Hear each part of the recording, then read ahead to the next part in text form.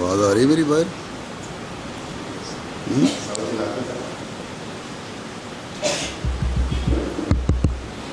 आ रही है?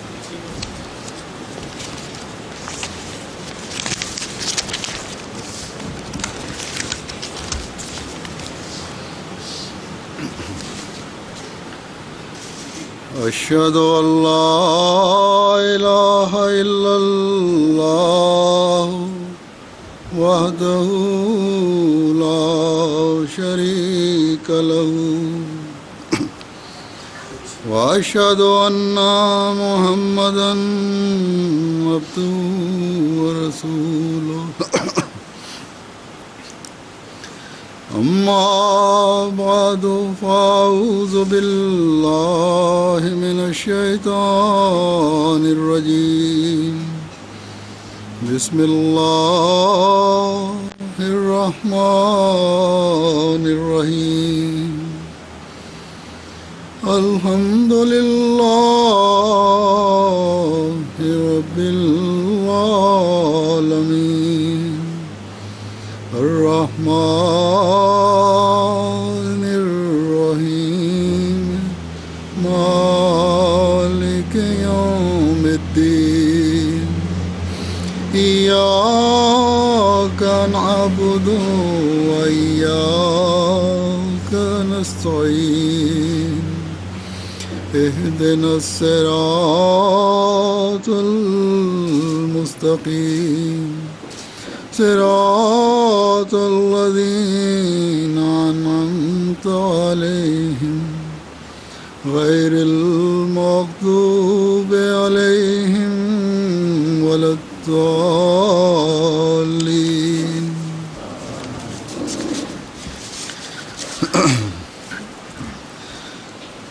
कुन्तुम खैरा उम्मतिन उख़रिजत लिन्नास तामुरून बिल मारूफ व तन्हाऊन अनिल मुनकर وتؤمنون بالله.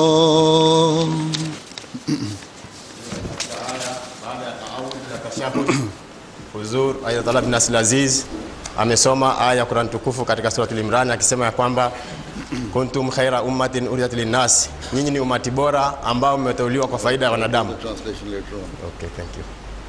Nitafanya translation baadaye.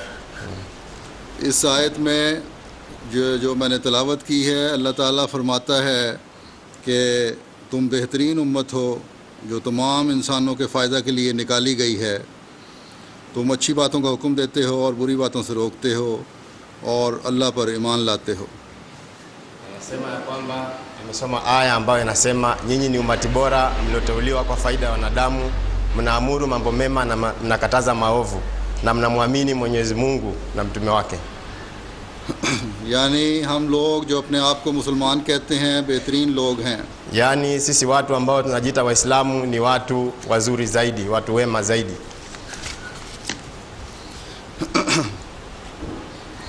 और अब जबकि हमने हज़रत सल्लल्लाहु अलैहि वसल्लम की पेश खबरियों के मुताबिक आने वाले मसीह और महदी को भी मान लिया है, जिसने इस्लाम की भूली हुई तालीम को दोबारा हम में राइज किया। Na kwa sababu sisi ni wale watu ambao tumepokea Hazrat Masih Maud ambaye aliahidiwa kuja na mtume wetu Muhammad sallallahu alaihi wasallam, तो इस मसीह माऊद को मानने के बाद तो हम यकीनन बेहतरीन लोग हैं।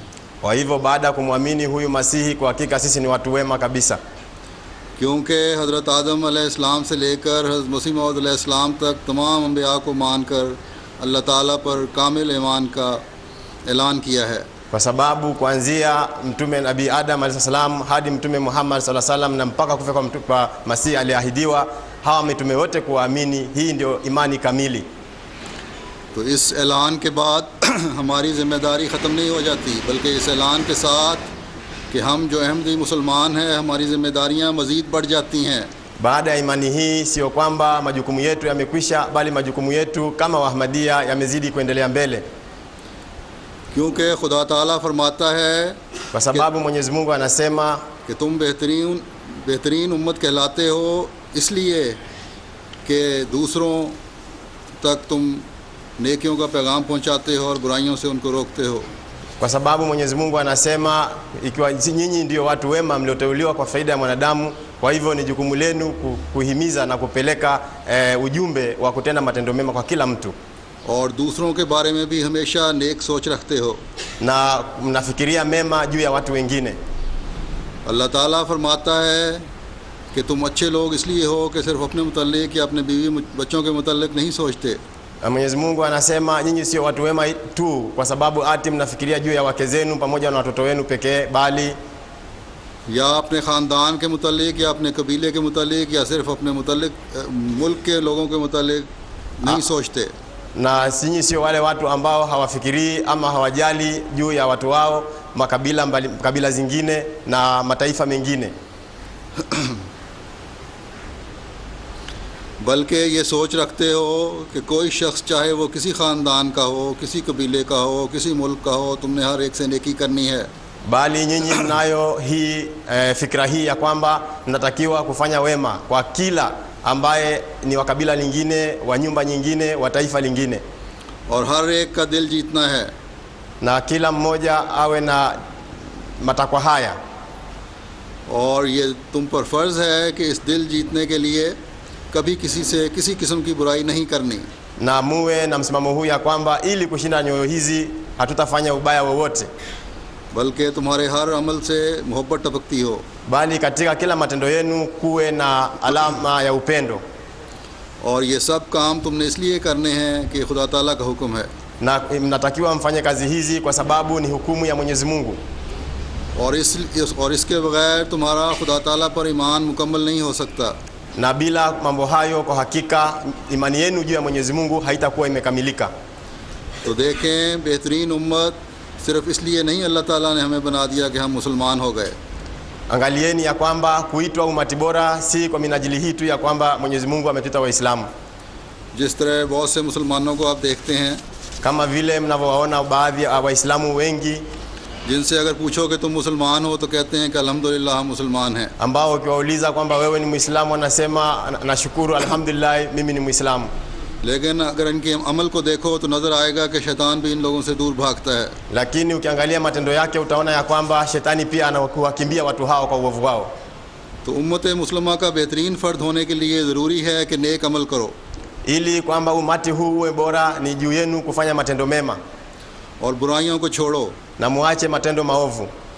जब अपने अमल ऐसे बनाओगे तभी तुम दूसरों को नेकियों का हुक्म दे सकते हो। Na mkiwa mtafanya mambo hayo mema, basi mnaweza kuambia wengine ama kuamrisha wengine kufanya mema, और बुराइयों से रोक सकते हो। na pia mnaweza kuwakataza kufanya maovu. वरना तो जब भी तुम इस्लाह की कोशिश करोगे तुम्हें यही जवाब मिलेगा कि पहले अपने आप को दुरुस्त करो। Lakini kila mtakapojaribu kufanya islaha mtapata jibu hili ya kwamba kwanza jitakaseni nyinyi, अपनी इस्लाह करो। kwanza mjisahihishe nyinyi wenyewe. बस खैर उम्मत ना लोगों को धोखा देकर बनाया जा सकता है और ना खुदा ताला को धोखा देकर बना जा सकता है। Basi kuwa umati bora si kwamba watu wema mnaweza kuwafanyia mkawadanganya, wala pia hamwezi kumdanganya Mwenyezi Mungu. इसलिए अपने आप को मजबूत करने के लिए, अपनी जमात को मजबूत करने के लिए अच्छी बातों को अपनाओ। Ili kujifanya muwe na nguvu na kuifanya jumuiya iwe na nguvu, ni muangalie sana mambo mema, और फिर आगे पहुंचाओ। na pia muelekeze kwa wengine, muyafikishe kwa wengine. और जब ऐसे अमल नेकियों पर चलते हुए और बुराइयों से बचते हुए अंजाम पा रहे होंगे तो फिर तबलीग में आसानी होगी। Na iwapo mambo hayo mazuri mtayafikisha nyinyi wenyewe, mtayatekeleza na kuyafikisha kwa wengine, basi uwanja wa kufanya mahubiri utakuwa rahisi. और जमात के अंदर भी बेहतरीन तरबियत हो रही होगी। Na pia katika ndani ya jumuiya kutakuwa na tarbiyati nzuri, malezi bora, क्योंकि नेकियों को राइज किया जा रहा होगा और बुराइयों से रोका जा रहा होगा। kwa sababu watu watakuwa wanafanya mema zaidi na wanakataza maovu. ये नेक बातें और अच्छी बातें बेशुमार हैं Mambo mazuri na mambo mema ni mengi sana, जिनका कुरान करीम में जिक्र है। ambapo yametajwa katika Qur'an tukufu hivi. मसलन रिश्तेदारों से उसने सलूक है, Kwa mfano kufanya wema kwa ndugu wa karibu, इमानत है, kufanya imana, kuwa na yani kuwa na wema, दूसरों की खातिर कुर्बानी है, na kujitolea muhanga kwa ajili ya wengine, इंसानी हमदर्दी है, na kuwahurumia wengine, दूसरों के मुतल्लिक अच्छे ख्यालात रखने की तालीम है, kuwa na fikra nzuri kwa ajili ya watu wengine, सच बोलना है, kusema ukweli, दूसरों को माफ़ करना है, kuwasamehe wengine, सब्र करना है, kufanya subira, इंसाफ से काम लेना na है, kufanya mambo katika uadilifu, दूसरों पर एहसान करना है, na kufanya ihsani juu ya watu wengine, अपने वादों को पूरा करना है, na kuhakikisha kwamba umetekeleza ahadi zako. हर तरह के गंद जहनी भी और जिस्मानी भी से अपने आप को पाक रखना है। Kila ujiepushe na kila aina ya uchafu wowote na fikra mbaya. जहनी गंद ये है कि हर के दिमाग में दूसरे को नुकसान पहुंचाने या अखलाकी लिहाज से गिरी हरकतें करने का ख्याल ना आए। Fikra mbaya katika akili ya mtu ni hii ya kwamba kumfikishia mwingine maovu na kumfikiria mabaya na kufanya na kuwa na matendo maovu, yani tabia mbaya. गंद ये है कि ख्याल आए, अगर गंदे ख्यालात ना आए तो पाक जहन होगा। Na kama mtu atajiepusha na fikra mbaya na chafu katika akili yake, basi atakuwa na fikra nzuri.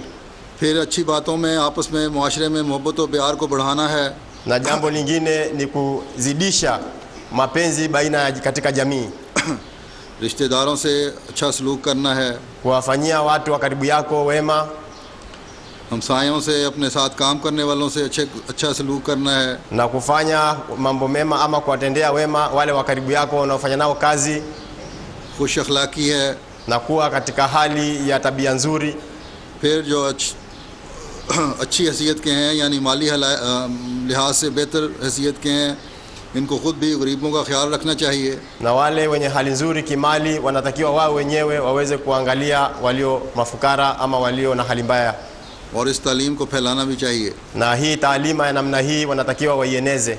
इसी तरह बेशुमार बुराइयां हैं Hali kadhalika kuna maovu mengi जिनसे इंसान को ख़ुद भी रुकना चाहिए और दूसरों को भी इस तरह तवज्जो दिलानी चाहिए। ambayo mwanadamu yeye mwenyewe anatakiwa ajiepushe na vile vile awaepushe wenzake, क्योंकि नेकियां इख्तियार करने के लिए बुराइयां छोड़ना अज़हद ज़रूरी है।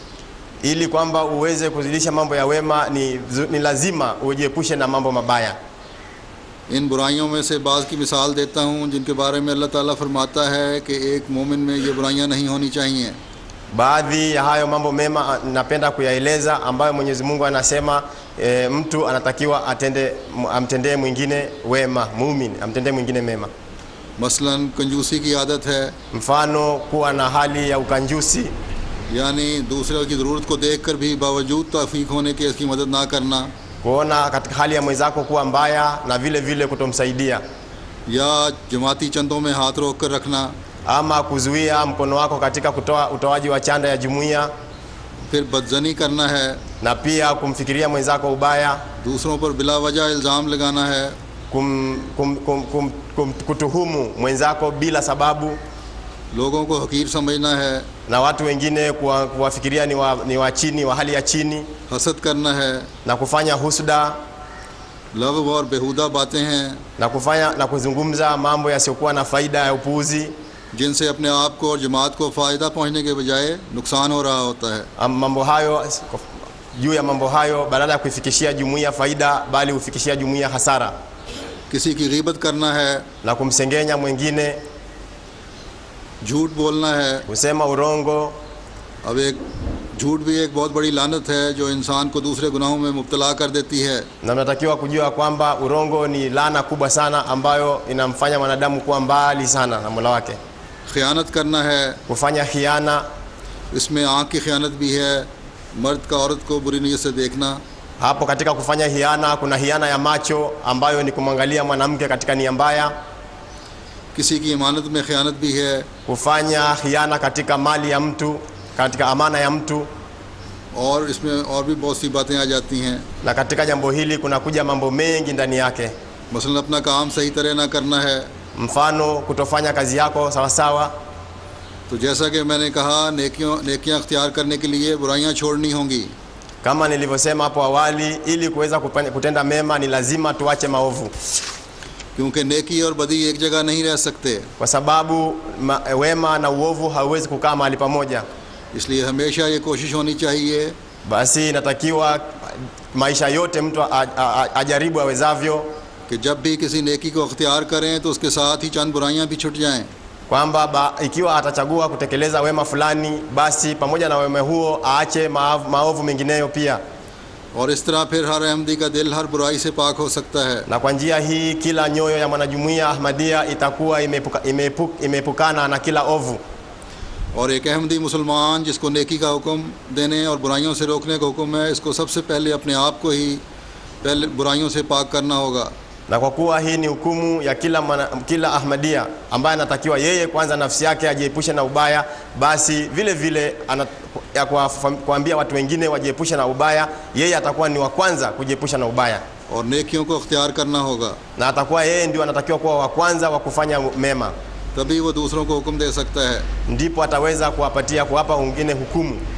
वरना अगर हम ये नहीं करते तो हम मुनाफिकत के और दोगली बातों के मुर्तकिब होते हैं. Na kama hatutafanya hivyo, basi tutakuwa ni watu wanafiki.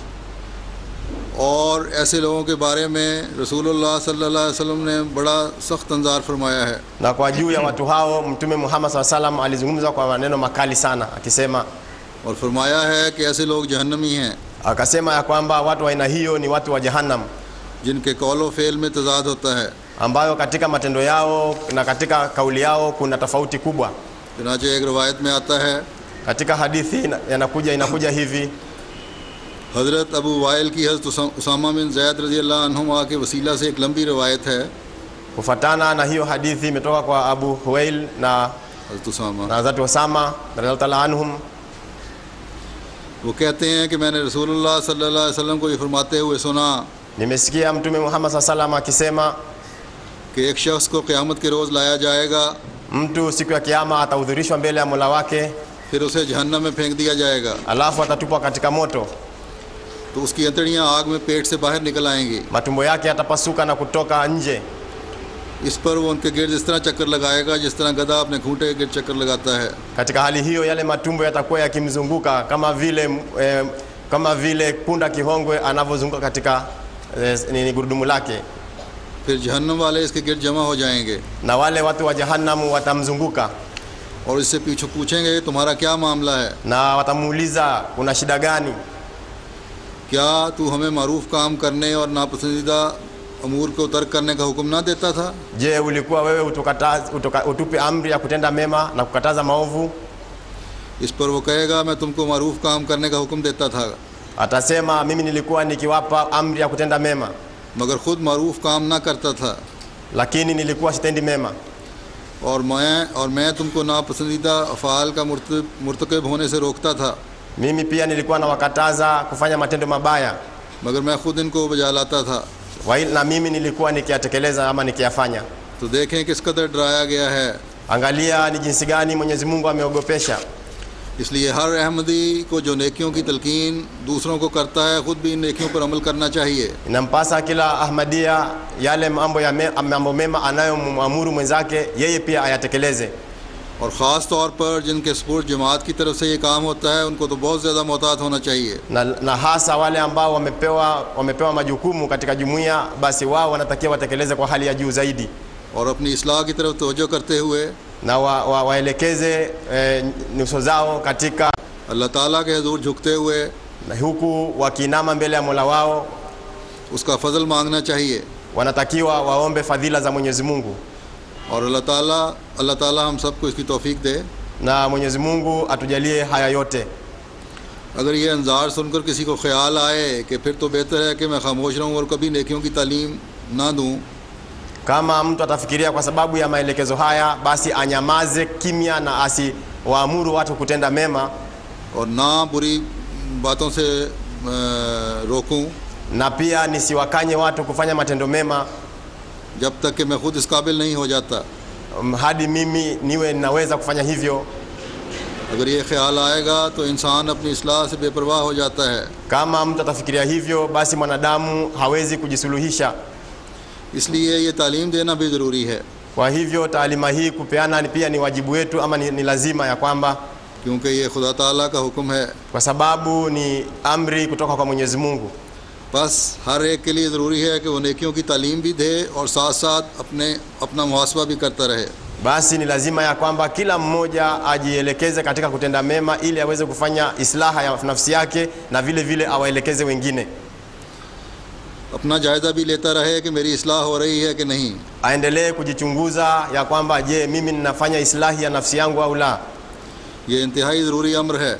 Hii ni kazi, ni amri kubwa sana na ya lazima. इस बारे में एक रवायत में आता है Katika jambo hili kuna hadithi inayosema कि हज़रत सल्लल्लाहु अलैहि वसल्लम ने फरमाया, Mtume Muhammad sallallahu alaihi wasallam amesema, इस जान की कसम जिसके कब्ज़ा कुदरत में मेरी जान है, उस ज़ात की कसम जिसके कब्ज़ा कुदरत में मेरी जान है, anasema natoa uhai wangu mbele ya Mwenyezi Mungu, तुम ज़रूर अमल बिल मारूफ़ करो और तुम ज़रूर नापसंदीदा बातों से मना करो, lazima nyinyi muamuru watu kutenda mema na mwakataze kutenda maovu, वरना मुमकिन है कि अल्लाह ताला तुम पर अपना अज़ाब नाज़िल करे। bali itakuwa ni wajibu kwamba Mwenyezi Mungu Subhanahu wa Ta'ala atawaangushia ama atawateremshia adhabu yake, और अज़ाब नाज़िल होने के बाद तुम दुआ करोगे मगर तुम्हारी दुआ कबूल नहीं की जाएगी। na wakati adhabu itakapoteremshwa kwenu mtaomba na dua zenu hazitakubaliwa. तो आइंदा आने वाली हर मुसीबत से बचने के लिए ये ज़रूरी है कि एक मोमिन नेक बातों की तरफ लोगों को बुलाए। Basi ili kujiepusha katika adhabu ama msiba unaokuja baadaye, ni juu ya kila muumini aweze kumnasihi muumini mwenzake katika kutenda mema, और बुराइयों से उन्हें रोके। na pia amkataze kutenda maovu. तो जैसा कि फरमाया कि इस काम को ना करने की वजह से तुम पर अज़ाब आ सकता है और फिर दुआएं भी कबूल नहीं होंगी। Kama vile alivyosema, kwa kutofanya jambo hili basi adhabu inaweza kuwafikia na dua zenu hazitakubaliwa. इसका यह भी मतलब है कि ये नेक काम करने की वजह से तुम्हारी दुआएं भी कबूल होंगी और तुम पर अल्लाह ताला का फजल भी होगा। Maana yake ni hii tu ya kwamba mtakapofanya matendo mema basi dua zenu zitakubaliwa na adhabu haitateremshwa kwenu.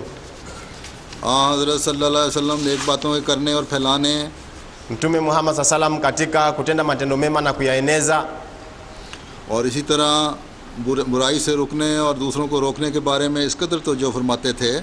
Mtume Muhammad sallam alielekeza kiasi kikubwa sana, alielekeza watu kutenda matendo mema na kuwakataza watu maovu, कि आपने ये काम ना करने वाले से लाताल्लुकी का इजहार फरमाया है।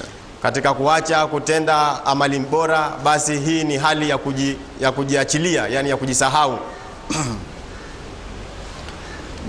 छोटी सी छोटी बात पर भी वो यही फरमाया करते थे कि नेकियां करो और नेकियां बजा लाओ। Jambo dogo lilioje pia, katika kila jambo dogo lile Mtume Muhammad SAW alikuwa akisisitiza sana ya kwamba fanya wema na endelea kufanya wema. चुनाचे आप फरमाते हैं रिवायत में, Na anasema katika hadithi nyingine Mtume SAW, वो शख्स हम में से नहीं जो हमारे बच्चों पर रहम नहीं करता yule mtu ambaye hawarehemu watoto wake hayupo pamoja nasi, और हमारे बूढ़ों की इज्जत और एहतराम का हक अदा नहीं करता, na yule ambaye hawaheshimu wakubwa zake na haki zao hawezi kutoa hayuko miongoni mwetu, और मारूफ बातों का हुक्म नहीं देता, na ambaye hatoi amri kutekeleza mambo mema, और नापसंदीदा बातों से मना नहीं करता। na yule ambaye hazuii watu kufanya matendo mabaya. यानी ये मारूफ बातें और जो हैं और ये सब तक है कि बच्चों का भी ख्याल रखा गया है। Katika mambo mema na maarufu ni yale ya kwamba hadi kuwatendea watoto pia wema, क्योंकि उनसे उसने सलूक भी नेक अमल में से एक अमल है। kwa sababu kuwatendea watoto wako kuwatendea wema watoto wako, hiyo pia ni katika mambo mema. इसी तरह बड़ों बूढ़ों और बुजुर्गों की इज़्ज़त का और एहतराम का ख्याल रखना है। Na hivyo hali kadhalika kuwaheshimu na kuwatekelezea haki zao wale ambao ni wazee na wakubwa. और इसी तरह और दूसरी नेकी की बातें हैं जिनके करने का हुक्म दिया गया है, वो करने ज़रूरी है। Na hali kadhalika utekeleze amali zote ambazo Mwenyezi Mungu amekupa katika kukuamrisha kutenda mema. और जिन बुराइयों से रोकने का हुक्म दिया गया है, उन बुराइयों से रुकना भी ज़रूरी है। Na vile vile kujizuia katika kutenda mabaya yale ambao tumekatazwa. हज़रत सल्लल्लाहु अलैहि वसल्लम ने फरमाया, अगर तुम इस तरह नहीं करते तो फिर मेरा तुम्हारे से कोई ताल्लुक़ नहीं है। Mtume Muhammad SAW amesema, kama hamtafanya hivyo basi mimi sina uhusiano na nyinyi. नेकियों के करने और बुराइयों से रुकने के बारे में Katika kutenda mema na kukataza maovu, हज़रत मसीह मऊद अलैहिस्सलाम फरमाते हैं, Hazrat Masih Maud al-Islam anasema ya kwamba बस ज़ुबान को जैसे खुदा ताला की रज़ामंदी के ख़िलाफ़ किसी बात के कहने से रोकना ज़रूरी है, mjizuie ndomo zenu ama midomo yenu kuongea jambo lolote kinyume na amri ya Mwenyezi Mungu. इसी तरह अम्र हक़ के इजहार के लिए खोलना लाजमी अमर है। Na pia ni lazima kwa ajili ya kutekeleza mambo mema ya haki kufunua midomo yenu ama kusema ni lazima. यामुरून बिल मारूफ़ व यनहौना अनिल मुनकर मोमिनों की शान है। Kuamuru matendo mema na kukataza maovu, hiyo ndiyo alama ya kubwa sana ya muumini. और अमर बिल मारूफ़ और नही अनिल मुनकर करने से पहले ज़रूरी होता है Ili uweze kuamrisha wengine kutenda mema na kukataza maovu, कि इंसान अपनी अमली हालत से साबित कर दिखाए कि वो इस कुव्वत को अपने अंदर रखता है। anatakiwa mwanadamu mwenyewe athibitishe katika matendo yake ya kwamba yeye anatekeleza jambo kadha wa kadha. क्योंकि इससे पेशतर कि वह दूसरों पर अपना असर दिखाए, असर डाले, उसको अपनी हालत असरअंदाज भी तो बनानी ज़रूरी है। Kwa sababu hawezi kuwaathiri watu wengine iwapo yeye mwenyewe hataweza kutekeleza amali ambazo zitamwathiri. बस याद रखो कि ज़ुबान को अमर बिल मारूफ़ और नही अनिल मुनकर से कभी मत रोको। Basi usizuie mdomo wako ama usiache kuzungumza katika kukataza mema na kukataza maovu, katika kuhimiza kutenda mema na kukataza maovu. हाँ, महल और मौका की शनाख्त भी ज़रूरी है और अंदाज़े बयान ऐसा होना चाहिए जो नरम हो। Na katika kila hali, wakati unapotoa waadhi wowote ama unapotoa hukumu yoyote, basi uitoe katika njia ya upole na ulaini, और सलासत अपने अंदर रखता हो, na uwe una uwezo wa kutekeleza hayo. और ऐसा ही तकवा के ख़िलाफ़ भी ज़ुबान का खोलना सख्त गुनाह है। Na vile vile kusema maneno kinyume na takwa ama kinyume na takwa ucha Mungu ni jambo baya sana. यानी हमेशा ये याद रखें कि हक़ के इजहार के लिए कभी बुज़दिली का मुज़ाहिरा नहीं करना। Naangalia sana ya kwamba katika kutekeleza mambo kama hayo ya haki na kukataza maovu, usijaribu kabisa kuwa muoga, kuonyesha uoga. क्योंकि जुर्रत से नेकियों को फैलाना, इनके करने का हुक्म देना और बुराइयों से रोकना ही एक मयार है जिससे मोमिन होने का पता चलता है। Bali mtu kueneza ukweli na kukataza maovu kwa ushujaa ni jambo kubwa sana na linalofaa. लेकिन मोमिन के अमल भी इसके मुताबिक होना चाहिए। lakini amali ama matendo ya muumini inatakiwa yawe sambamba na maelezo yake. जब अपना अमल भी होगा तभी असर भी कायम होगा. Kama amali itapatikana ama matendo itapatikana, basi athari itabakia na itakamilika. और जब अमल होगा तो किसी सख्ती की ज़रूरत नहीं रहेगी. Na kama amali itafanyika, basi kutumia nguvu kitakuwa hakupo. ऐसे आदमी की तलकीन का भी लोग नेक असर लेंगे जिसका अपना अमल भी अच्छे होंगे. Basi watu wa aina hiyo, watu wengine wanaweza kupata athari na wanaweza kufanya matendo mema ambayo walikuwa hawayatekelezi.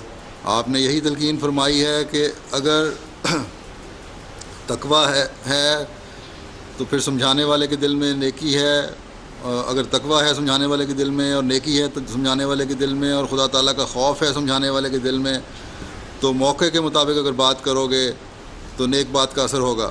Anasema kama katika Masihi Maud anasema ya kwamba kama katika nyoyo ya mtu ama katika moyo wa mtu kuna uoga ndani yake na kuna athari ndani yake, basi atakapomwambia mtu mwingine, basi yule mtu mwingine pia ataathirika. लेकिन मौका महल के हिसाब से तलकीन करना ज़रूरी है. Na inapasa mtu atoe nasaha mahali kwa wakati wake, sio kinyume na wakati. अगर किसी की बुराई देखकर लोगों के सामने ही उसको समझाने लग जाओगे और ज़ुबान में तेज़ी पैदा करोगे, iwapo mtu amefanya maovu na hapo mbele za watu unaanza kumwelimisha, तो फिर दूसरा शख्स जिसको तुम समझा रहे होगे नेक असर नहीं लेगा. basi yule mtu ambaye wewe unamwelimisha hatapata athari nzuri kutoka kwako, kwa sababu umemweleza ili jambo mbele ya watu wengi. बल्कि हो सकता है कि वो पहले से बढ़कर ज़िद में आकर बुराई करे. Bali inawezekana hii ya kwamba mtu huyo azidi kufanya maovu kabla kuliko vile alivyokuwa mwanzo. बस समझाने के लिए भी मौका और वक्त और अमल और तकवा ज़रूरी है. Basi katika kumweleza mtu jambo inatakiwa uzingatie sana wakati na mahali. अगर इस तरह अमल होंगे तो खुदा ताला के वादों के मुताबिक इसके रहम के भी यकीनन हकदार होंगे. Na kama itafanyika hivyo, basi kwa hakika wale watumishi wa Mwenyezi Mungu watahurumiwa na Mwenyezi Mungu. क्योंकि एक दूसरी जगह अल्लाह ताला ने फरमाया है कि जो ये नेक अमल कर रहे होंगे मैं उन पर ज़रूर रहम करूँगा. Katika mahali pengine Mwenyezi Mungu anasema ya kwamba wale watakaotekeleza matendo mema hakika nitawahurumia. अल्लाह ताला हम सबको इसकी तौफीक दे. Mwenyezi Mungu atujalie tuweze kutekeleza haya yote. जैसा कि मैंने बयान किया है कि हर किस्म की बुराई से रुकने और हर किस्म की नेकी अख्तियार करने का खुदा ताला ने हुक्म दिया है. Kama vile nilivyosema ya kwamba katika kutekeleza haki na kukataza maovu, hii ni hukumu kutoka kwa Mwenyezi Mungu. और इन बुराइयों और नेक बातों में से मैंने बाज़ की मिसालें भी दी हैं. Na pia nimeeleza baadhi ya mifano ya mambo mema na mambo maovu vile vile. मुख्तसर तौर पर नाम बताए हैं. Na pia nimeeleza kwa kifupi kwa kutaja majina ya mambo maovu na mema. अब इन बुराइयों में से चंद एक ही वक्त के लिहाज से कुछ छोटी सी वजाहत करना चाहता हूँ. Na nataka kueleza zaidi kwa kinaganaga ama kueleza zaidi juu ya mema na hayo maovu kwa mukhtasar. मसलन गीबत है. मसलन गीबत है किसी mfano anasema ni kusengenya, किसी का उसके पीछे बुरे अल्फाज में जिक्र करना, kusema maneno mabaya kinyume na mtu iwapo mtu hayupo pamoja nanyi, कता नज़र इसके कि वो बुराई उसमें है या नहीं, bila kujali ya kwamba uovu ule unapatikana kwake au haupatikani. अगर उसकी किसी बुराई का उसके पीछे जिक्र होता है और बातें की जाती हैं तो ये गीबत है. Kama mtamzungumzia mtu mwingine mambo yake maovu au kuhusu yeye wakiwa yeye hayupo, basi hiyo pia ni kusengenya. और हज़रत सल्लल्लाहु अलैहि वसल्लम ने जब बैत लिया करते थे तो इसमें इस बात पर ख़ास तौर पर बैत लिया करते थे कि गीबत नहीं करूँगा. Na wakati Mtume Muhammad sallallahu alikuwa anachukua bayati kwa mikono wa sahaba, alikuwa akiwahimiza sana ya kwamba mseme na muahidi ya kwamba hamtasengenya. तो कितनी अहमियत है इस बुराई की, क्योंकि इससे मुआशरे में बिगाड़ पैदा होता है. Hili ni jambo baya sana katika jamii kwa sababu linaeneza athari mbaya katika jamii. एक दूसरे के खिलाफ नफरतें पैदा होती हैं. Watu wanachukiana wao kwa wao. और फिर ये बाज़ दफ़ा जमात में फितने का बायस बनती हैं. Na wakati mwingine jambo hili la kusengenya linaleta fitna katika jumuiya.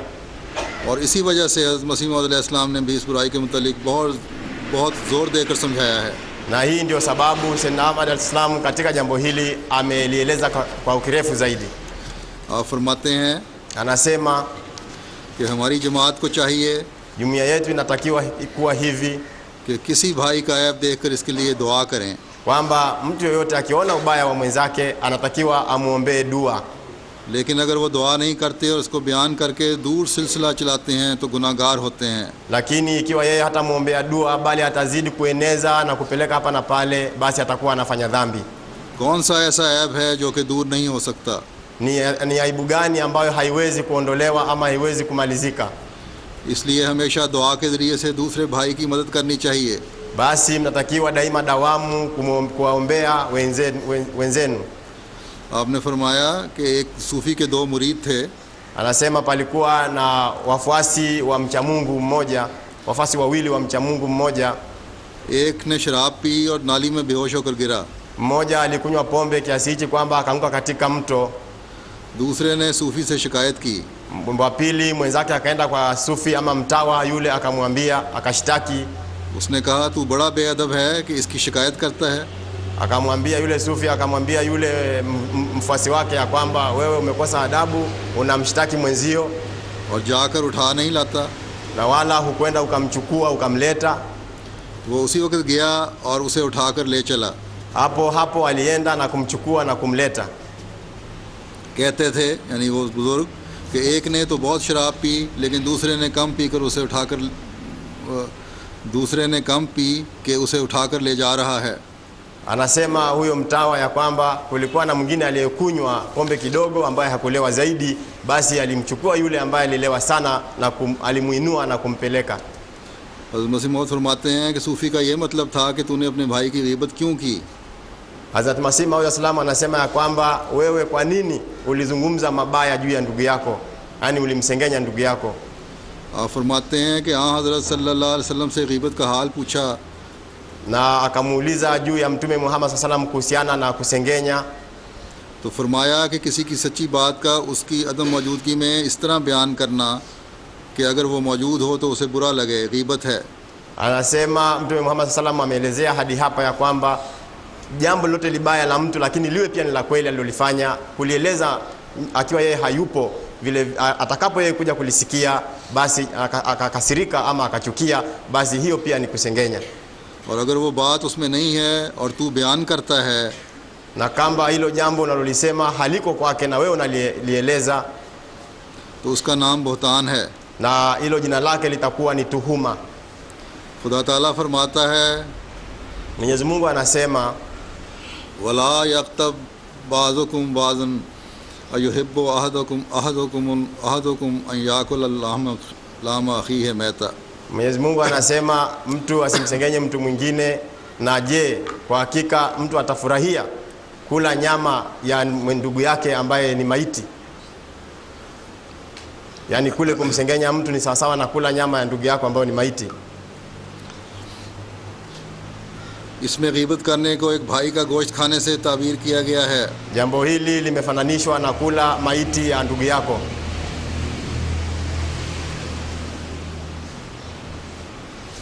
और इस आयत से ये बात भी साबित है कि जो आसमानी सिलसिला बनता है, na katika hii aya jambo hili pia linathibitishwa ya kwamba ile silsila ya kimbingu, इनमें ग़ीबत करने वाले भी ज़रूर होते हैं। ile silsila ya kimbingu kwa hakika inapoelezewa katika mambo hayo mabaya mojawapo ni kusengenya. अगर ये बात नहीं है तो फिर ये आयत बेकार जाती है। Na kama hili jambo halipatikani basi hii aya inakuwa haina maana. अगर मोमिनों को ऐसा ही मुतहर होना था और इसमें से कोई बदी सरजद नहीं होती तो फिर इस आयत की क्या ज़रूरत थी? Na kama waumini walikuwa hawafanyi mambo kama haya, basi kulikuwa hakuna faida ya kuteremshwa kwa aya hii. आपने फरमाया बाज़ कमज़ोर हैं, जैसे सख्त बीमारी से कोई उठता है। Anasema Mtume Muhammad sallam ya kwamba baadhi yenu ni, anasema Sayyidina sallam ya kwamba baadhi yenu ni wadhaifu kiasi hichi ya kwamba बाज़ में कुछ ताकत आ गई है, बस चाहिए कि जिसे कमज़ोर पावे उसे खुफिया नसीहत करे। inatakiwa wale ambao wamepata nguvu, yani katika amali bora na nini, wawapa nasaha watu wengine, wawanasihi watu wengine. अगर ना माने तो उसके लिए दुआ करे, Na kama hawasikii nasaha yao basi wawafanyie maombi ama dua. और अगर दोनों बातों से फ़ायदा ना हो तो क़ज़ा व क़दर का मामला समझे। Na ikiwa katika kufanya hayo mambo yote mawili pasitokee faida yoyote, basi wawache katika kudra ya Mwenyezi Mungu. जब खुदा ताला ने उनको कबूल किया हुआ है तो तुमको चाहिए किसी का ऐब देखकर सरे दस्त जोश ना दिखलाया जावे। Iwapo Mwenyezi Mungu ameshawakubali, basi mnatakiwa nyinyi katika jambo la mtu msianze kujieneza ama kulieneza kwa ubaya. मुमकिन है कि वो दुरुस्त हो जावे. Huenda mtu huyo akawa akafanya islahi. Qutub और अब्दाल भी बाज़ वक्त कोई ऐब, कुतुब और अब्दाल से भी बाज़ वक्त कोई ऐब सरजद हो जाता है. Anasema katika maandiko na pia katika wale watu ambao ni wema, basi wakati mwingine mambo mabaya huweza yakatokea yakapatikana. बल्कि लिखा है कि अल-कुतुब क़द यज़नी, कुतुब से भी ज़ना हो जाता है. Anasema imeandikwa ya kwamba hata katika kutubu zinaa imepatikana. बहुत से चोर और ज़ानी आखिरकार कुतुब और अब्दाल बन गए हैं. Anasema wengi sana katika wao wamekuwa ni wezi. जल्दी और उजरत से किसी को तर्क कर देना हमारा तरीक़ नहीं है. Kumwacha mtu kwa haraka sana, hiyo sio kazi yetu. किसी का बच्चा ख़राब हो तो इसकी इस्लाह के लिए वो पूरी कोशिश करता है. Anatakiwa mtu huyo afanye islaha kwa ajili ya kumrekebisha mtoto wa mwenzake. ऐसे ही अपने किसी भाई को तर्क ना करना चाहिए. Hali kadhalika haipasi mtu kumwacha ndugu yake, बल्कि उसकी इस्लाह की पूरी कोशिश करनी चाहिए. bali anatakiwa afanye bidii katika kufanya islaha yake. Quran करीम की ये तालीम हरगिज़ नहीं है कि ऐब देखकर उससे फैलाओ. Katika Qur'an tukufu hayo sio mafundisho ya Qur'an tukufu ya kwamba unapoona ubaya basi ueneze और दूसरों से तज़किरा करते फिरो. na uendelee ukitembea hapa na pale ukielezea wengine, बल्कि वो फरमाता है bali inasema Qur'an तवासौ बिस्सब्र व तवासौ बिलमरहमा, कि वो सब्र और रहम से नसीहत करते हैं. inasema ya kwamba shikilieni kufanya subira na shikilieni kueleza mema. मरहमा यही है कि दूसरे के ऐब देखकर उसे नसीहत की जावे. Kuhusiana na kufanya huruma ni kwamba kumwona mtu mwingine amefanya mabaya, basi ni juu yako kumpa nasaha और उसके लिए दुआ भी की जावे. na kumuombea vile vile. दुआ में बड़ी तासीर है. Katika dua kuna athari kubwa sana. और वो शख्स बहुत ही काबिल अफसोस है कि एक के ऐब को बयान तो 100 मरतबा करता है लेकिन दुआ एक मरतबा भी नहीं करता. Lakini mtu wakati mwingine anaweza kuomba toba katika mara 100 au zaidi, lakini hawezi kufanya dua.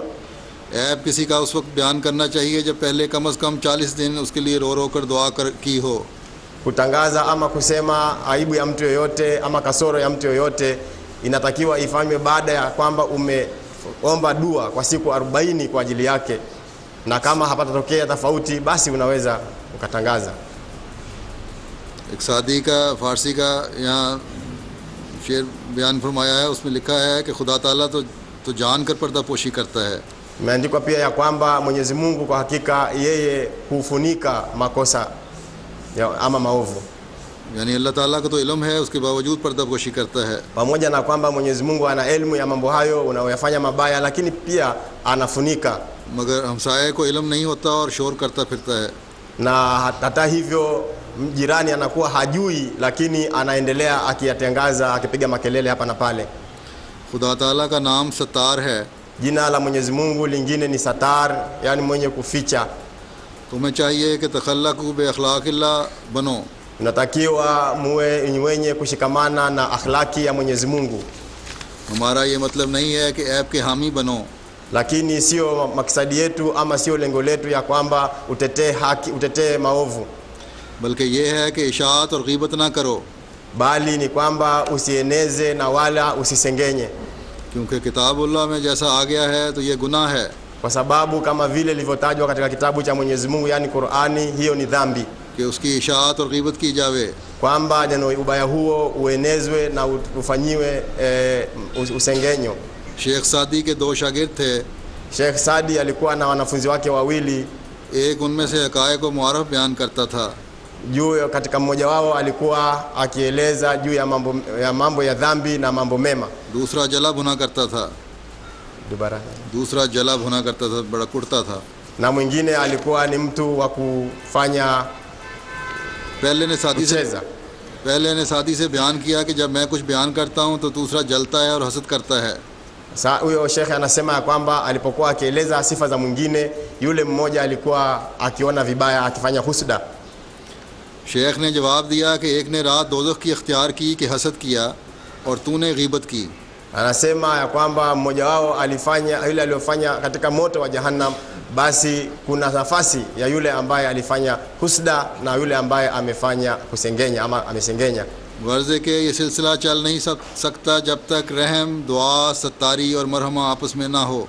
Anasema jambo hili haliwezi kuendelea iwapo katika mtu kutakosekana dua na kutakosekana huruma.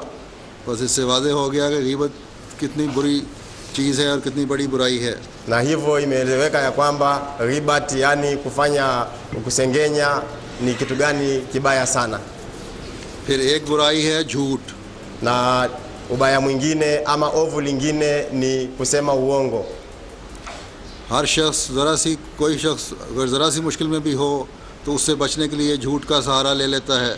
Wakati mwingine mwanadamu ili aepuke matatizo anaeleza uongo ama anasema uongo. और हैरत की बात यह है कि झूठ को बुराई नहीं समझा जाता. Na ni jambo la ajabu ya kwamba urongo haueleweki ama hauchukuliwi kwamba ni kitu kibaya. हालांकि झूठ ऐसी बुराई है जो सब बुराइयों की जड़ है. Na hii ni ya kwamba uongo ndio shina ama mzizi wa dhambi zote. इसीलिए हज़रत सल्लल्लाहु अलैहि वसल्लम ने na hii ndio kwamba Mtume Muhammad sallallahu alaihi wasallam amesema, किसी एक बुराई से छुटकारा पाने की दरख्वास्त करने वाले को यही फरमाया था कि अगर तुम सारी बुराइयां नहीं छोड़ सकते तो एक बुराई को छोड़ दो और वो है झूठ. Akiwa anamnasihi mtu mmoja ama sahaba mmoja ili awache mambo maovu, alimwambia ya kwamba kama ukataka kuacha mambo maovu, ili uweze kuacha mambo maovu yote, basi uovu mmoja upokana nao ambao ni uongo. और ये ऐद करो कि हमेशा सच बोलोगे. Na ufanye ahadi ya kwamba utasema ukweli daima. अब बाज़ लोग समझते हैं कि झूठ सिर्फ इतना है कि अदालत में गलत बयान दे दिया. Watu wengine ufikiria kusema urongo ni jambo hili tu ya kwamba nimeeleza jambo kwa njia mbaya fulani. अगर चोरी करते हुए पकड़े गए तो झूठ बोलकर अपनी जान बचाने की कोशिश की. Iwapo ameiba akishikwa, basi anasema urongo ili aweze kujiokoa. अगर कोई गैर अखलाकी हरकत की तो झूठ बोल दिया. Na iwapo mtu amefanya ubaya wowote, yani amefanya tabia mbaya, basi anasema urongo. या किसी के खिलाफ झूठी गवाही दे दी और बिला वजह किसी को मुश्किल में मुब्तला कर दिया. Na kwamba amesema urongo juu ya mtu yoyote na amemfanyia mtu yoyote ubaya. यकीनन ये सब बातें झूठ हैं. Kwa hakika haya mambo yote ni uongo. लेकिन छोटी छोटी गलत बयानियाँ करना भी झूठ है. Hata hivyo kusema maneno maovu madogo madogo pia ambayo sio mazuri pia ni uongo. हज़रत सल्लल्लाहु अलैहि वसल्लम ने हमें इसकी एक मिसाल दी है Mtume Muhammad sallallahu alaihi wasallam ametupatia mfano wake mmoja, जिससे वाज़ेह हो जाता है कि झूठ की तारीफ़ क्या है. ambapo unatueleza waziwazi ya kwamba uongo ni nini. चुनांचे आप इस बारे में हज़रत अबू हुरैरा रवायत करते हैं. Na hadithi ya Abu Huraira radhiallahu anhu inasema कि रसूलुल्लाह सल्लल्लाहु अलैहि वसल्लम ने फरमाया, amesema Mtume Muhammad sallallahu alaihi wasallam, जिसने किसी छोटे बच्चे को कहा, yule ambaye amemwambia mtoto mdogo, आओ मैं तुम्हें कुछ देता हूँ, फिर उसको देता कुछ नहीं, तो ये झूठ में शुमार होगा. yule ambaye anamwambia mtoto wake mdogo ya kwamba njoo mimi nitakupa kitu fulani na baadaye hampi, hiyo pia ni urongo mkubwa. तो ये है तारीफ़ झूठ की. Na hii ndiyo maana ya uongo. अब अगर हम में से हर एक अपना जायज़ा ले तो पता चलेगा कि हम रोज़ाना कितनी दफ़ा छोटी छोटी बातों पर झूठ बोल जाते हैं. Iwapo tutachunguza nafsi zetu, basi tutapata kujua ya kwamba kila siku tunasema urongo mara ngapi. मजाक में हम कितनी ऐसी बातें कर जाते हैं जो झूठ होती हैं. Katika kufanya mzaha pia huwa tunasema urongo mara ngapi. तो हज़रत सल्लल्लाहु अलैहि वसल्लम के इरशाद के मुताबिक kuhusiana na maneno haya ya Mtume Muhammad sallallahu alaihi wasallam, अगर हम इस बारे में इस गहराई में जाकर तवज्जो करेंगे, kama tutafikiria sana kwa undani kuhusiana na jambo hili, तब हम अपने अंदर से और अपने बच्चों के अंदर से झूठ की लानत को ख़त्म कर सकते हैं. basi tutaweza kuondoa kabisa katika nafsi zetu na katika watoto wetu hiyo laana ya uongo. इस बारे में हज़रत मसीह मौद अलैहिस्सलाम फरमाते हैं, kuhusiana na jambo hili Sayyidina Ahmad sallam anasema ya kwamba कि कुरान शरीफ ने झूठ को भी एक नजासत और रिज्स करार दिया है. Qur'an tukufu imeeleza uongo kuwa ni najis na uchafu, जैसा कि फरमाया है, वजतनिबुर रिज्सा मिनल औसाने वजतनिबु कौल ज़ूर. kama vile alivyosema ya kwamba jiepusheni na kauli jiepusheni na masanamu, uovu wa masanamu, na vile vile jiepusheni na maneno mabaya. देखो यहाँ झूठ को बुत के मुकाबले में रखा है. Angalieni ya kwamba katika aya hii kusema uongo kumefananishwa kabisa na sanamu. और हकीकत में झूठ भी एक बुत ही है. Na kwa hakika kabisa uongo ni sanamu hivyo hivyo. वरना क्यों सच्चाई को छोड़कर दूसरी तरफ जाता है? Kwani inafaa nini kuacha ukweli na kuingia katika uongo? जैसे बुत के नीचे कोई हकीकत नहीं होती, इसी तरह झूठ के नीचे बजुज़ मुलम्मा साजी की और कुछ भी नहीं होता. Hali hii ni hii tu ya kwamba katika uongo, katika kuabudu tuseme sanamu, hakuna kitu chochote, hakuna hakika yoyote, na hali kadhalika katika uongo hakuna hakika yoyote. झूठ बोलने वालों का एतबार यहाँ तक कम हो जाता है कि अगर वो सच भी कहें तब भी यही ख्याल होता है कि उसमें भी कुछ झूठ की मिलावट ना हो. Mtu katika hali ya mtu kusema urongo inafikia kiasi hichi ya kwamba katika kila kauli yake anapoibainisha anaona ya kwamba aibainishe katika hali ya kwamba hakutakuwa na urongo ndani yake.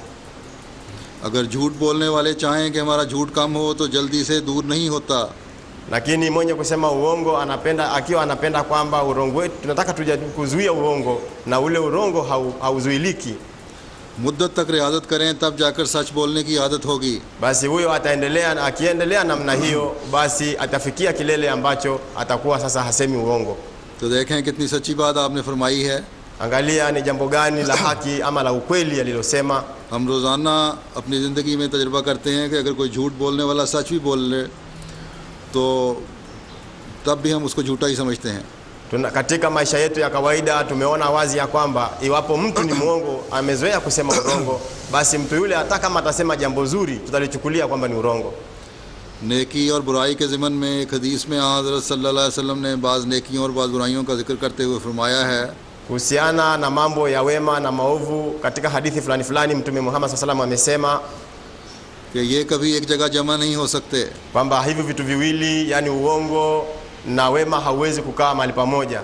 इस बारे में हज़रत अबू हुरैरा रज़ियल्लाहु ताला अन्हु रवायत करते हैं. Kuhusiana na jambo hili Hazrat Abu Huraira radhiallahu ta'ala anhu anasema कि रसूलुल्लाह सल्लल्लाहु अलैहि वसल्लम ने फरमाया kwamba Mtume Muhammad sallallahu alaihi wasallam amesema किसी बंदे के दिल में ईमान और कुफ्र जमा नहीं हो सकते. katika mtu imani na kufuru haiwezi kuwa pamoja, और ना सच्चाई और किज़्ब बयानी इकट्ठे हो सकते हैं. na haiwezekani ya kwamba ukweli na uongo uweze kuelezwa mahali pamoja, और ना ही दयानतदारी और ख़यानत इकट्ठे हो सकते हैं. na haiwezekani ya kwamba uaminifu na kutokuwa na uaminifu kuwe pamoja.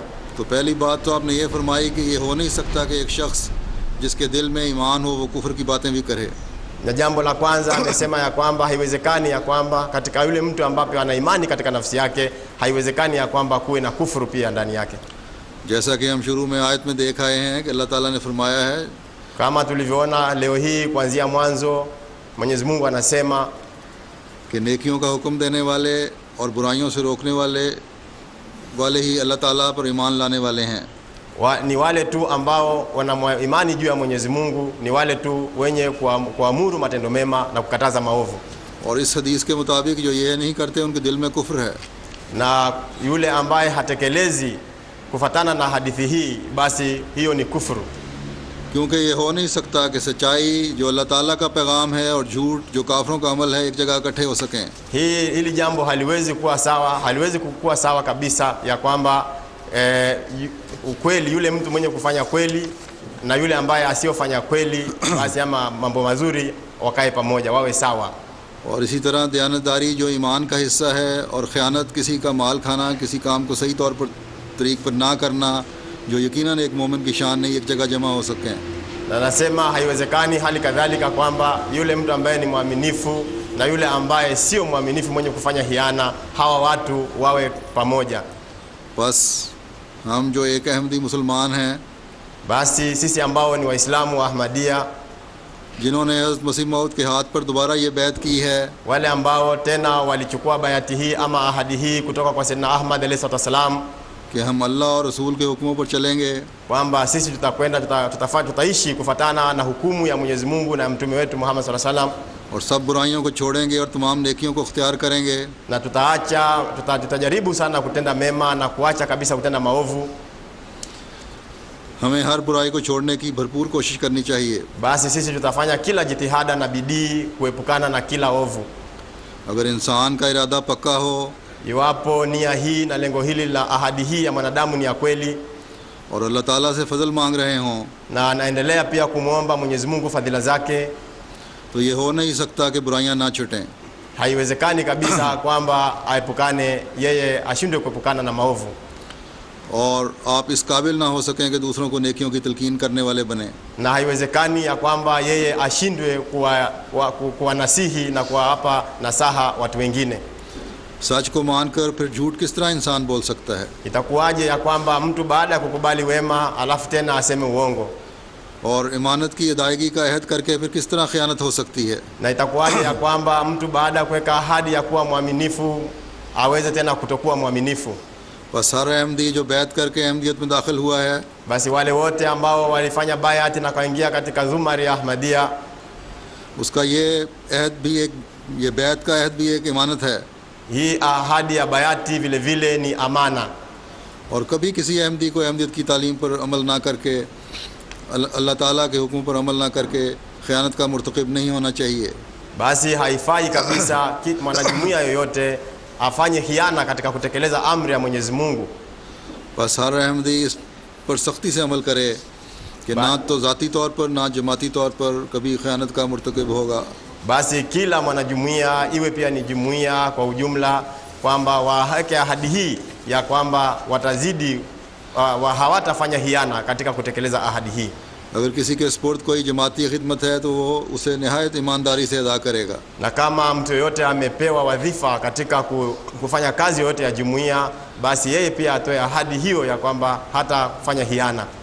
अगर किसी को जमाती अमवाल का निगरान बनाया गया है तो वो इसकी नहायत ईमानदारी से हिफाजत करेगा। Na kwamba amepewa jukumu la kuhifadhi amana, yani pesa, mali ya jumuiya, hali kadhalika huyo ataweka ahadi ya kuwa mwaminifu और कभी किसी ख़यानत का मुर्तकिब नहीं होगा। na wala hatafanya hiana ya aina yoyote ile.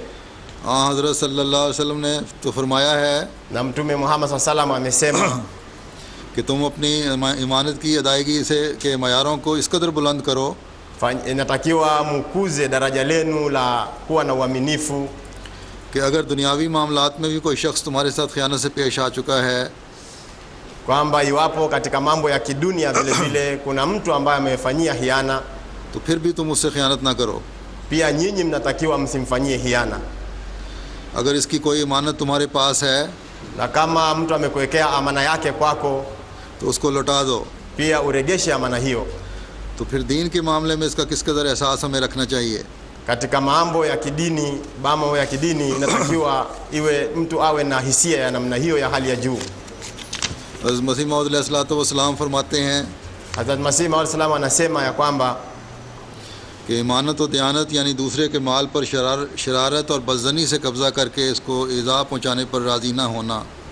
anasema katika Hazrat Masih Maud anasema ya kwamba katika mambo ya mali ya mtu, basi kuiweka katika amana na uaminifu ni jambo kubwa sana. सो वाज़े हो कि दयानत और ईमानत इंसान की तभी हालतों में से एक हालत है। Na inatakiwa ifahamike ya kwamba hiana na kuwa na uaminifu katika tabia ya kibinadamu inapatikana. इसी वजह से एक बच्चा शीर खार भी जो बवजह अपनी कम से नहीं अपनी तभी सादगी पर होता है, Pia inaonekana katika mtoto ambaye ananyonya, yule mtu ambaye hawezi kuwa mwaminifu katika kazi yake, और बायस अपनी सिगर से नहीं अभी बुरी आदतों का आदी नहीं होता, na hawezi kumwonya yule mtoto katika njia, yani kumwonya maovu mtoto yule. इस कदर गैर की चीज़ से नफरत रखता है कि गैर औरत का दूध भी मुश्किल से पीता है। Mtu huyo anachukia sana kuchukua kitu cha mtu, kama vile vile mtu ambaye anachukia kunyonya katika kumnyonya titi la mwanamke mwingine. तो देखें ये इंसान की अल्लाह ताला ने फितरत बनाई है। Hii ni hali ambayo Mwenyezi Mungu katika mwanadamu amemuumbia hali hii, कि एक बच्चा जिसको दुनिया का कुछ भी पता नहीं, mtoto yule ambaye hajui chochote juu ya dunia, वो भी अपना हक पहचानता है yeye pia mtoto yule anatambua haki yake और समझता है कि दूसरी औरत का दूध पीना ख़यानत है। na anajua ya kwamba kunyonya titi la mama mwingine pia ni hiana. आखिर फिर एक कोशिश के बाद उसको आदत डाली जाती है दूसरी औरत का दूध पीने की अगर ज़रूरत हो तो. Baadi inakuwa ni lazima ya kwamba mtu anajitahidi sana kumfanya mtoto yule aweze kunyonya katika titi la mama mwingine mpaka atakapokuwa na uzoefu wa kunyonya ama atakapopenda. लेकिन बड़े होकर माहौल के ज़ेर असर, Lakini atakapokuwa mkubwa kulingana na hali ya jamii, बहुत से लोग अक्सर मामलात में ख़यानत करने लग जाते हैं. watu wengi wanaanza kufanya hiana katika mambo mengi sana. और अम्बिया इस माहौल के असर को पाक करने और नेक तब्दीलियाँ पैदा करने के लिए आते हैं. Na maitume wa Mwenyezi Mungu wanakuja duniani ili kutakasa jamii. अब हम हैं जिन्होंने इस ज़माने में मसीह मौद की बैत की है. आपको मानना है अपने अंदर पाक तब्दीलियाँ पैदा करते हुए हर किस्म की ख़यानत से भी हमें बचना चाहिए. Na wale ambao ni sisi ambao tayari tumeshamwamini Sayyidina Ahmad as-Salam, basi katika hali ya jamii ama mashira ya namna hii tunatakiwa tulete ama tuwe na mabadiliko makubwa sana ndani yetu. झूठ से भी बचना है, Tujiepushe kabisa na uongo, दूसरी बुराइयों से भी बचना है. na pia tujiepushe na maovu mengineyo. और ना सिर्फ बचना है बल्कि अल्लाह ताला के हुक्म के मुताबिक और एक मोमिन की जो अल्लाह ताला ने निशानी बताई है, Na sio tu kwa kujiepusha, bali kulingana na hukumu ya Mwenyezi Mungu alivyotoa, उस निशानी के मुताबिक इन बुराइयों से दूसरों को भी बचाना है. na kuungana na amri ya Mwenyezi Mungu na maelekezo ya Mwenyezi Mungu, basi pia watu wengine tuweze kuwaepusha na maovu hayo, और उनको भी नेकियों की तालीम देनी है. na wao pia tuweze kuwapatia taalima ya wema. अल्लाह ताला हर अहमदी को अपने अपने दायरे में इस अमल के करने की तौफीक अता फरमाए. Mwenyezi Mungu amjalie kila mwanajumuiya katika hali aliyonayo aweze kutekeleza taalima hiyo. और अल्लाह ताला आप सबको मजबूत अहमदी बनाए, Mwenyezi Mungu awafanye muwe wanajumuiya wenye nguvu, जो अल्लाह और उसके रसूल की तालीम पर अमल करने वाले हों. ambao ni wenye kutekeleza matendo yao kulingamana na hukumu ya Mwenyezi Mungu na mtume wake. आमीन. Amin. इंशाल्लाह अगले 2 दिन तक मैं अगले 2 मुल्कों के दौरे पर जाऊंगा. उसके लिए भी दुआ करें कि अल्लाह ताला हर लिहाज से बबरकत करे. Anasema Hazrat Khalifatul Masih ya kwamba Mwenyezi Mungu akimjalia inshallah atakuwa na tour ama safari ya nchi zinginezo baada ya siku 2 hivi, na pia mnatakiwa dua kwa wingi हर लिहाज से अपनी मदद और नुसरत फरमाता रहे. ili Mwenyezi Mungu katika hali zote aweze kumpa nusra na msaada wake. Amin.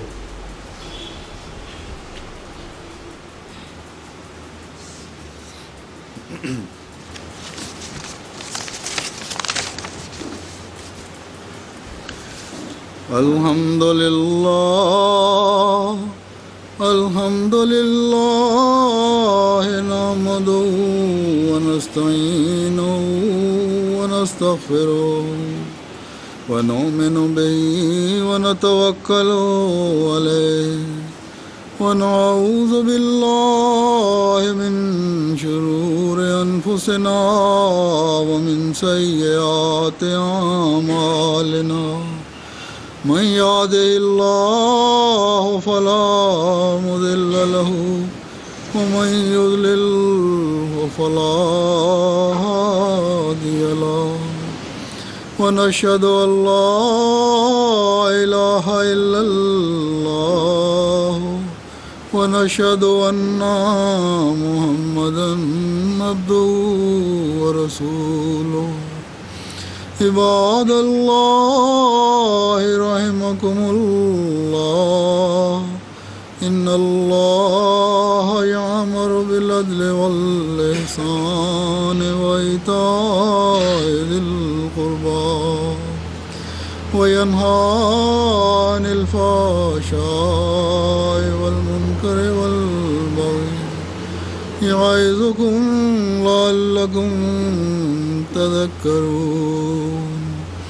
اذكروا الله يذكركم وادعوه يستجب لكم ولذكر الله أكبر.